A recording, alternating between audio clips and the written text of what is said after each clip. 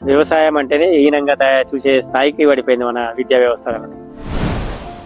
అన్నం ఎట్లా తయారైందనే తెలుస్తుంది, దాని వాల్యూ అనేది తెలుస్తుంది. అట్లా కాకుండా ఇప్పుడు ఏదైతే జనరేషన్ ఓన్లీ చదువు చదువు అని చెప్పేసి పెద్ద పెద్ద చదువులు చదివి సంస్కారం లేకుండా భూమిలో ఉన్న సూక్ష్మజీవులు అనేవి మొత్తం కాలిపోయి భూమి అనేది గట్టిగా తయారవుతుంది. గట్టిగా అంటే సాఫ్ట్నెస్ అనేది లేదు భూమి లోపల. ప్రతి ఒక్కరు నేచురల్ ఫార్మింగ్ చేస్తే బాగానే ఉంటుంది, ఆరోగ్యం బాగానే ఉంటుంది. కాకపోతే ఏంటంటే అవగాహన తెలుసుకొని చేస్తే ఇంకా బాగుంటుంది. అంటే తిన్న వాళ్ళ ఆరోగ్యం కూడా మంచిగా వస్తున్నాము, ప్లస్ భూమి ఆరోగ్యం మంచిగా ఉంటుంది, ప్లస్ నలుగురికి ఇచ్చిన వాళ్ళ ఆశీర్వాదాలు కూడా బాగుంటాయి అని చెప్పేసి నాకు అనిపిస్తుంది. ప్రాబ్లమ్స్ వచ్చినాయి, ప్రతి ఒక్కటి వస్తాయి. కెమికల్ ప్రాబ్లమ్స్ లేవనేది లేదు, కెమికల్ కూడా ప్రాబ్లమ్స్ ఉన్నాయి. మనం కెమికల్ ఏం చేస్తున్నాము, పోతున్నాము, ఇది పంట ఇట్లా పాడైందని చెప్పి చెప్తున్నాము, వాడు ఏ మంది ఇస్తే అది మంది తెచ్చి కొడుతున్నాం. మనం ఆ నాలెడ్జ్ కూడా లేదు. సాఫ్ట్వేర్ యొక్క నాలెడ్జ్ ప్లస్ రైతుల యొక్క కొన్ని సలహాలను తీసుకొని చేసుకుంటే ఇంకా మనం దాన్ని ముందుకు తీసుకెళ్ళొచ్చు అనేది మా అభిప్రాయం. నేను చెప్పేది ఏంటంటే, సజెషన్ ఇచ్చేది ఏంటంటే, మీ దగ్గర ఒకవేళ కనుక ఒక 10 ఎకరాలు కనుక ఉంటే ఒక ½ ఎకరా నుంచి ఫస్ట్ ట్రయల్గా స్టార్ట్ చేయండి. స్టార్ట్ చేసి దాని యొక్క అనుభవాన్ని తీసుకుంటూ కొద్దిగా షిఫ్ట్ చేసుకుంటూ మీ అనుభవాలు వచ్చిన తర్వాత మొత్తాన్ని న్యాచురల్గా చేసుకుంటూ పోతే ఇంకా బాగుంటుంది నా సజెషన్.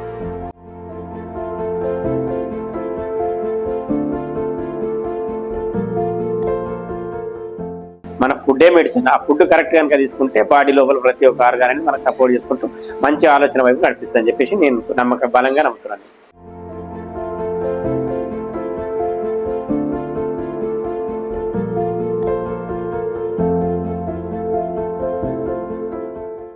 మిగతా వాళ్ళు ఏంటంటే వాళ్ళు ఏమనుకుంటారంటే బైక్ల మీద తిరగడమే ఆనందం, కార్లలో తిరగడమే ఆనందం అనుకుంటారు.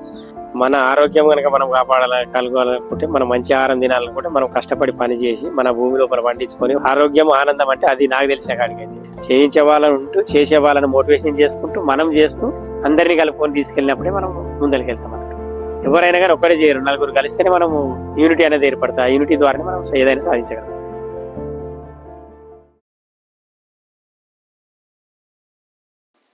నా పేరు వచ్చేసి విఠల్ రెడ్డి. మేము చిన్నగా ఉన్నప్పటి నుంచి మా దగ్గర వ్యవసాయం ఉంది. మా నాన్న వాళ్ళు మా తాత వాళ్ళు కూడా వ్యవసాయమే చేశారు. అప్పుడు మా తాత వాళ్ళు చేసింది మాత్రం మాన్యూర్ అంటే ఆవు పెంటల పోగు చేసి పెంట ఎరువుతోనే పంటలు పండించారు. దాని తర్వాత మా నాన్న తరం వచ్చింది. మా నాన్న తరం తర్వాత వాళ్ళు కూడా సగం వరకు ఫార్మ్ యార్డ్ మాన్యూర్ అంటే పెంట పోగులతోనే వ్యవసాయం చేశారు. దాని తర్వాత మెల్లగా హరిత విప్లవం అనేది స్టార్ట్ అయ్యి అక్కడి నుంచి మెల్లమెల్లగా యూరియా బస్తాలు అనేవి స్టార్ట్ అయినాయి. మెల్లమెల్లగా యూరియా అసలు వేయకపోయేది, దాన్ని మెల్లగా స్టార్ట్ చేసుకుంటూ మెల్లమెల్లగా ఇంప్రూవ్ ఎకరకు 1 సంచి 2 సంచులు అట్లా పోయి ఇప్పుడు ఎకరకు 4 నుంచి 5 సంచుల వరకు కూడా కొన్నిసార్లు పోసారు. దాని తర్వాత రాను కొన్ని రోజులు దిగుబడులు బాగానే వచ్చినాయి. దాని తర్వాత మెల్లగా దిగుబడి పడిపోవడం స్టార్ట్ అయింది. నేను వచ్చిన తర్వాత నేను అసలు యాక్చువల్గా అంటే ITI చేసి చదువుకొని మహేంద్రలో జాబ్ కూడా చేశాను. దాని తర్వాత వాళ్ళు మొత్తం కొంతమందిని తీసిపోయిస్తే నేను ఈ తిరగడం బయట బాగాలే అని చెప్పేసి వ్యవసాయం ఉంది అని చెప్పేసి మన వ్యవసాయం అని చెప్పేసి ఇక్కడ ఇంటి దగ్గరికి వచ్చి వ్యవసాయం స్టార్ట్ చేశాను. నేను స్టార్ట్ చేసిన తర్వాత కూడా నేను కూడా కెమికలే చేశాను కొన్ని రోజులు. చేసిన తర్వాత నేను అబ్జర్వ్ చేసింది ఏంటంటే కెమికల్ ద్వారా దిగుబడులు వస్తున్నాయి. కొన్ని రోజుల వరకు వచ్చినాయి. ఒక 4 సంచులు వేసాను ఫస్ట్ ఇయర్, తర్వాత ఇయర్ 8 సంచులు వేసాను, కొన్ని సంవత్సరాలు 10 సంచులు కూడా వేసాను. దాని తర్వాత 12 సంచులు వేస్తే అప్పటి నుంచి దిగుబడి ఇంప్రూవ్ అవుతలేదు. ఎందుకు అవుతలేదు అని చెప్పేసి అప్పుడు కొంచెం ఆలోచన వచ్చేసి ఆ మధ్యలోనే ఒకసారి ఇట్లా పాలేకర్ అని చెప్పేసి ఒక బుక్ నోట్స్ లోపల చూసి ఇట్లా ఒక ఆవు ఉంటే 30 ఎకరాల సేద్యం చేయొచ్చు అంటే, సరే మన దగ్గర ఆవులు ఉన్నాయి కదా చేద్దామని చెప్పేసి అట్లా మెల్లగా స్టార్ట్ అయ్యాను అంటారు. అట్లా మెల్లగా ఫస్ట్ ఇయర్ కొంచెం ఇబ్బంది కలిగింది, మనకు చేసుకోవడం సరిగా రాలేదు, ప్లస్ మనకు అంత నాలెడ్జ్ కూడా లేదన్నట్టు. దాని తర్వాత మెల్లమెల్లగా నాలెడ్జ్ అనేది యూట్యూబ్ ద్వారా నాలెడ్జ్ తీసుకొని కొంచెం ఒకసారి విజయరాములు కలిసి ఆయన దగ్గర కొంత నాలెడ్జ్ తీసుకొని మెల్లగా స్టార్ట్ చేశాను. ఒక 2 ఇయర్స్ తర్వాత ఇంప్రూవ్మెంట్ స్టార్ట్ అయింది. అట్లా నాలెడ్జ్ని గెయిన్ చేసుకుంటూ మెల్లగా చేసి మంచిగా దిగుబడులు తీయడం ఇప్పుడైతే స్టార్ట్ అయింది. అంటే కెమికల్తో ఈక్వల్ కాకుండా కొంచెం తగ్గినా కానీ నేను ఏం లెక్క పెట్టుకుంటున్నానంటే కెమికల్ వాళ్ళు పెట్టే ఖర్చులకి మన ఖర్చులకి డిఫరెన్స్ ఉంటుంది. కాకపోతే లాస్ట్ మిగిలేది మాత్రం వాళ్ళతో పాటు ఈక్వల్గా ఒక 2000 3000 కానీ. కాకపోతే నేను ఆలోచిస్తుంది అంటే మన ఆరోగ్యము కనుక మంచిగా ఉంటుంది, ప్లస్ భూమి యొక్క ఆరోగ్యాన్ని కూడా కాపాడిన వాళ్ళం అవుతున్నాము. మన పిల్లల భవిష్యత్తు కూడా ఆరోగ్యం బాగుంటుందని చెప్పేసి నేను దీన్ని వదలకుండా అట్లాగే కంటిన్యూ చేస్తున్నాను.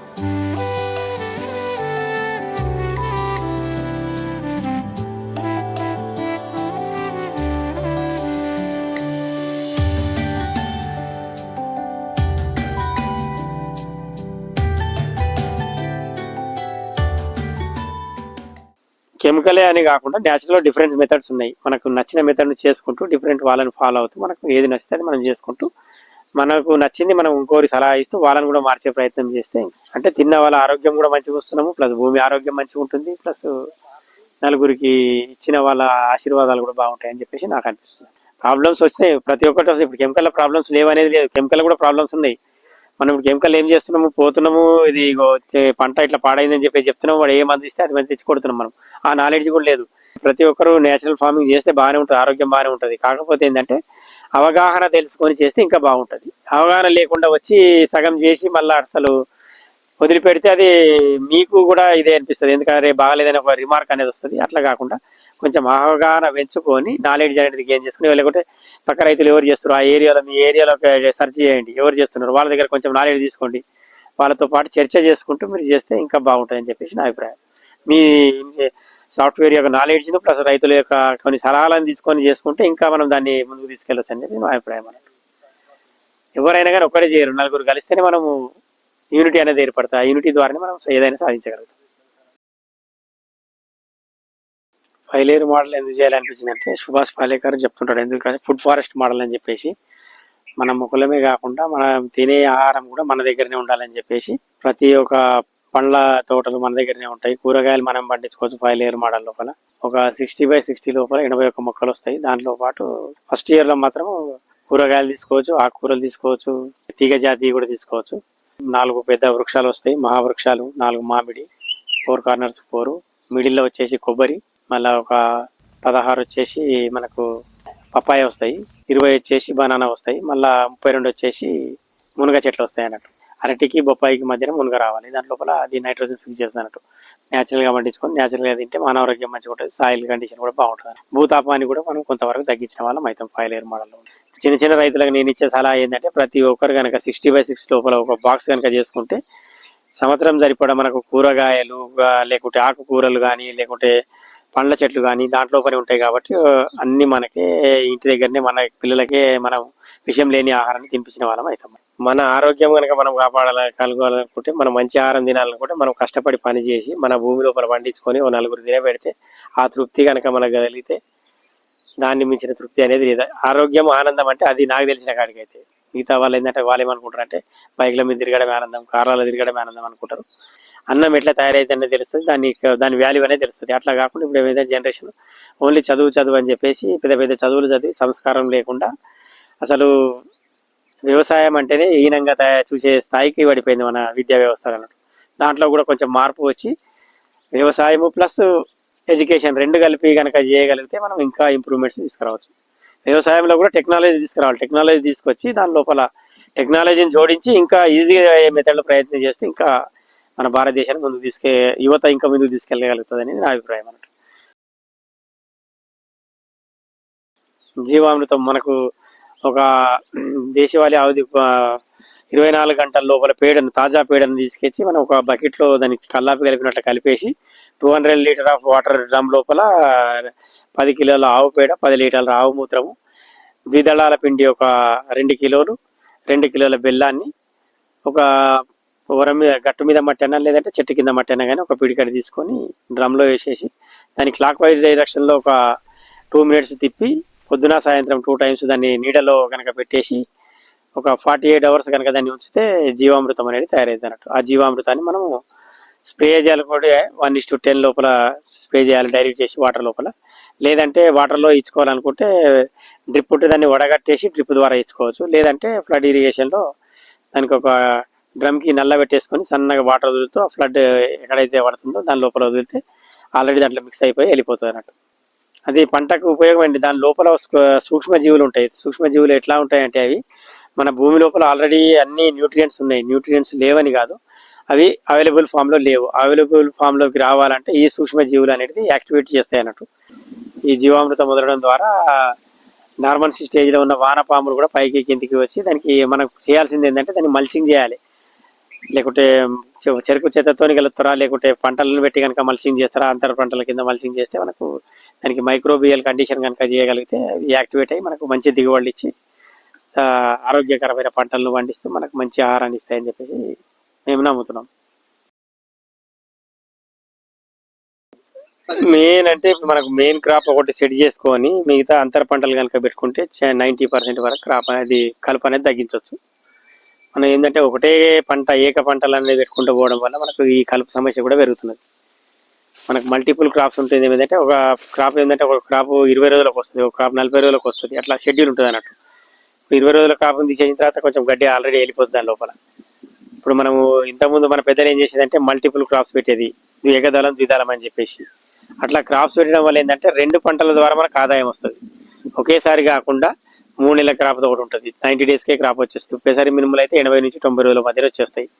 దాని ద్వారా మళ్ళీ దానికి అంతర పంట కంది పెట్టచ్చు, అది 160 డేస్ వరకు వస్తుంది. అట్లా అంతర పంటల లోపల ఇప్పుడు పసుపు కూడా ఉంది, పసుపును అంతర పంట కంది లోపల అంతర పంట వేసుకోవచ్చు. ఆ పసుపు లోపల గడ్డి కూడా తక్కువ అవుతుంది, ప్లస్ మనకు కంది పంట కూడా మంచిగా వస్తుంది అన్నట్టు. పసుపు తీసిన తర్వాత కంది పంట మనం క్రాప్ తీసుకోవచ్చు. అట్లాంటి అంతర పంటలు అనేది వేసుకుంటే మనకు కలుపు కూడా తగ్గుతుంది అన్నట్టు. సాయిల్ టెస్ట్ ఏం చేసుకోవాలంటే మన భూమి లోపల సూక్ష్మ పోషకాలు అంటే సాయిల్ యొక్క పిహెచ్ వాల్యూ ఎంత ఉన్నది మనకు తెలవడానికి, లేకుంటే కార్బన్ ఎంత ఉన్నది మనకు తెలవడానికి, అట్లాంటివి కొన్ని కనుక తెలిస్తే మనం దాన్ని మనం ఏ దాంట్లో మన భూమి లోపల ఏది ఎక్కువ ఉన్నది ఏది తక్కువ ఉన్నది తెలుస్తుంది. ఆ తక్కువ ఉన్నది మనం కనుక పైనుంచి ఇచ్చి ఎక్కువ ఉన్న దాన్ని మనం ఇవ్వకుండా అవసరం లేదనుకుంటే దాన్ని ఆపేసి ఒకటే దాన్ని ఇస్తే కూడా మనకు ఖర్చులు కూడా తగ్గుతాయి, ప్లస్ భూమి యొక్క ఆరోగ్యం కూడా బాగుంటుంది. షుగర్ కేన్ వచ్చేసి మనకి ఇది 12 months క్రాప్. ఇది వెరైటీ వచ్చేసి 86032 రెడ్ వెరైటీ. దీన్ని మనకు ఎట్లా అంటే మనకు కణుపులుగా కట్ చేసేసుకొని వాటర్ వదిలి దాని లోపల వేసి మనం కాలుతో తొక్కితే దాని లోపలికి వెళ్ళిపోయి వాళ్ళ మొలక వస్తున్నట్టు.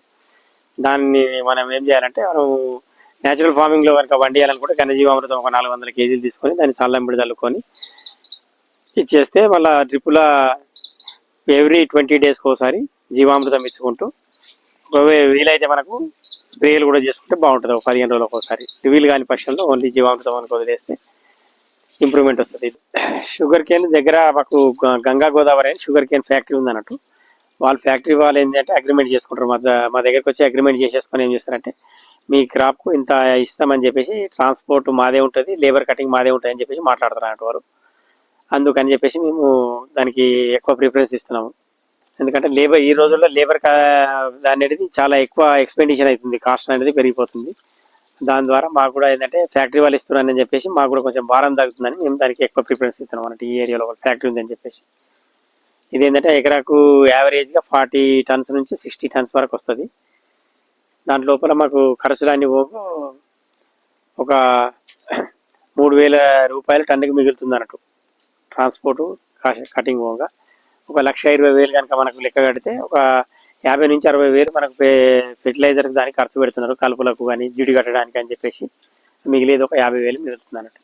ఇక దాంతోపాటు నేను చేస్తుంది ఏంటంటే దాన్ని ఫ్యాక్టరీకి పంపించకుండా కొంత బాగానే నేను దాన్ని జాగ్రీ ప్రిపరేషన్ చేసి న్యాచురల్ జాగ్రీ అనేది ప్రిపరేషన్ చేసి దాన్ని నేను జాగ్రీని అనేది అమ్ముకుంటున్నాను అన్నట్టు. దాని ద్వారా నాకు కొంచెం బెనిఫిట్ ఉంటుంది, ప్లస్ కష్టం కూడా ఉంటుంది. కష్టంతో పాటు నలుగురు ఆరోగ్యం కూడా బాగుపడతాయని చెప్పేసి ఆ ఆలోచనతో నేను జాగ్రీ ప్రిపరేషన్ చేసి నలుగురికి ఇస్తున్నాను. బెల్లం తయారు చేయాలని ఆలోచన ఎందుకు వచ్చిందంటే మన దగ్గర చెరుకు ఉన్నది, న్యాచురల్గా పండించినాము, దానికి ఫ్యాక్టరీకి తోలిస్తే ఏమవుతుందంటే అది మామూలు రేటుకి వెళ్ళిపోతున్నది. మన ఒకసారి బెల్లం చేసి తయారు చేసి చూసి దాని టేస్ట్ అనేది చాలా బాగుంది. నలుగురికి ఇస్తే అది కూడా బాగుంది. అరే మీ దగ్గర ఇంత మంచి పంట పండించి మళ్ళీ ఫ్యాక్టరీకి వేయడం అని చెప్పేసి కొంతమంది చెప్పారు అన్నట్టు. అట్లా అని జాగ్రీ చేయడం స్టార్ట్ చేసాము. అది ఇంత మనం ఫస్ట్ 2 క్వింటాల నుంచి స్టార్ట్ చేసి ఇప్పుడు 20-25 క్వింటాల వరకు మనం దాన్ని స్టార్ట్ చేస్తున్నాం. నెక్స్ట్ ఇయర్ ఒక 40 క్వింటాల్స్ వరకు కూడా చేయాలని ప్లానింగ్ పెట్టుకుంటున్నాం అన్నట్టు. న్యాచురల్ జాగ్రీ ప్రిపరేషన్ చేస్తామండి మనం. షుగర్ కేన్ తీసుకెళ్ళి అక్కడ కేన్ ఫ్రెష్ చేసేసి పాలు మరిగించి దాంట్లో నుంచి బెల్లం తయారు చేసేసి బ్లాక్స్గా తయారు చేసి మనం ఇక్కడ తీసుకెళ్ళి వచ్చి మళ్ళీ మనం కావాల్సిన వాళ్ళకి ఇస్తుంటాము. మళ్ళీ దీనికి జీవామృతంలోకి దానికి కనుక మనకు నెలకు ఒకసారి అట్లా మనం పశువులకు కూడా రోజు ఒక 1/2 kg అట్లా కాల్షియం గురించి పెడతాం అన్నట్టు.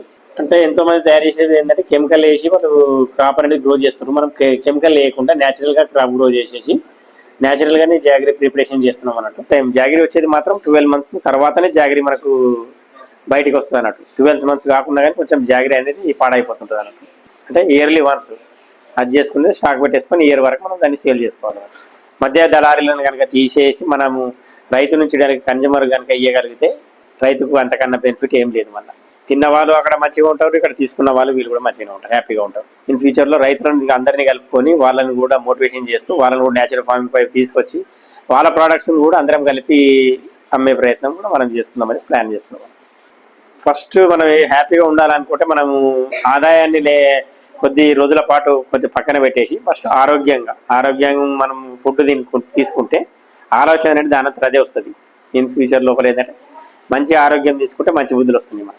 మన ఫుడ్డే మెడిసిన్. ఆ ఫుడ్ కరెక్ట్ కనుక తీసుకుంటే బాడీ లోపల ప్రతి ఒక్క ఆర్గాన్ని మనం సపోర్ట్ చేసుకుంటూ మంచి ఆలోచన వైపు నడిపిస్తుందని చెప్పేసి నేను బలంగా నమ్ముతున్నాను. వ్యవసాయం అంటేనే నలుగురు సాయం చేసేది.